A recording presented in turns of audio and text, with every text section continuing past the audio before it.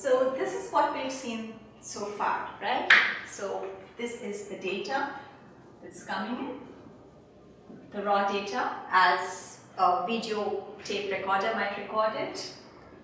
Comes in through our sensory organs. I've taken the eye as an example.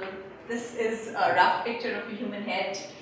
And in order to make sense, this is the process of sense making that we talked about. And in order to make sense of the data that comes in, we also have to pull information out from the place where we store what we already know, and the term we use for that is mental models. So we need to pull out information from our mental models and then make sense of the data. That is the process of sense making. So I'm going to introduce a term here known as bounded awareness. What in simple language you would call this selective perception. What this term bounded awareness really means is that all of us, and it's just a function of us being human, can never be aware of all the information that's out there. So when I talk about this, this concept to sometimes to students who are fairly younger, they get quite enraged and offended and say, "What do you mean? What do you mean we're not aware of everything that's going on around us? Is this a problem? Is this a limitation? Is this a limitation that we aren't aware of everything?" Well, my answer is you can think of it as a limitation, or you can just think of it as a functional attribute of being human. And the reason I say functional is that there's a function to focus. For example, do you think when you enter a classroom, let's say, to listen to a lecture, it's equally important for you to pay attention to what is being told by the instructor as it is for you to be counting the number of fans and lights and chandeliers and the print on the curtain?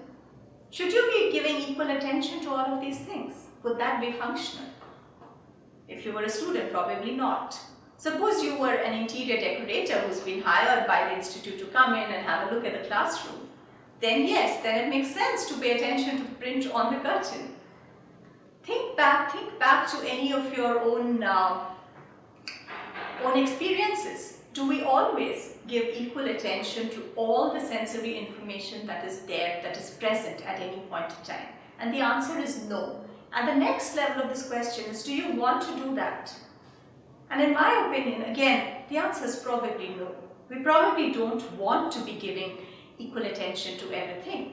That's not functional. That would slow us down. It would not help us be effective. Therefore, I think bounded awareness is a blessing in disguise. But can this limit us? Can this bias our perception of the world? Can it make us see things without being the complete picture that things are? Yes, it can. And that is the double-edged sword of bounded awareness.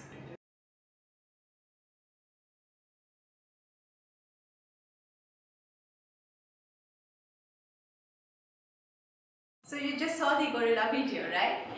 And if you missed the dancing gorilla in the middle of the screen, you're not alone. Yeah, a huge segment of the population typically misses it. Now, there are some people who see it, and very often those who see it are the ones who didn't get the number of passes right. They didn't get the right number, right? They didn't count 13. Now, why is this? Now, again, is this a good thing, bad thing? There's no answer to that. You focused on the passes and therefore you didn't see the gorilla.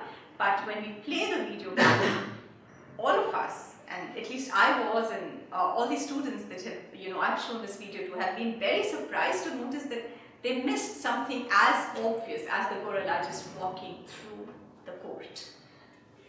That's bounded awareness. Now, I'm going to ask you a question.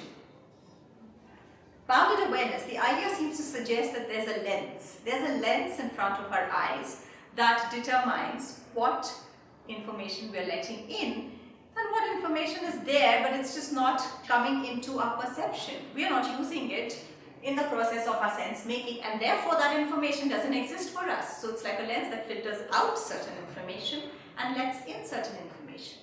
In the case of the gorilla video, what drove that lens?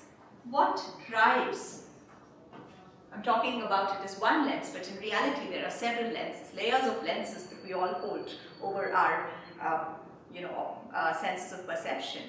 But what drives this lens? In the gorilla video, it was the instructions. Yeah, the instructions that you have to count the number of passes.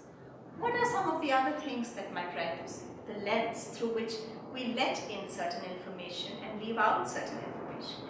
This lens of perception that allows certain information to come in and sort of makes me believe that the other information is not relevant to me, therefore it doesn't exist to me. What are the factors, if I may ask, do you think that determine the nature of these lenses? Yeah, my lens would be different from your lens, from the lens of anyone else. This lens is unique to me. So what determines my lens?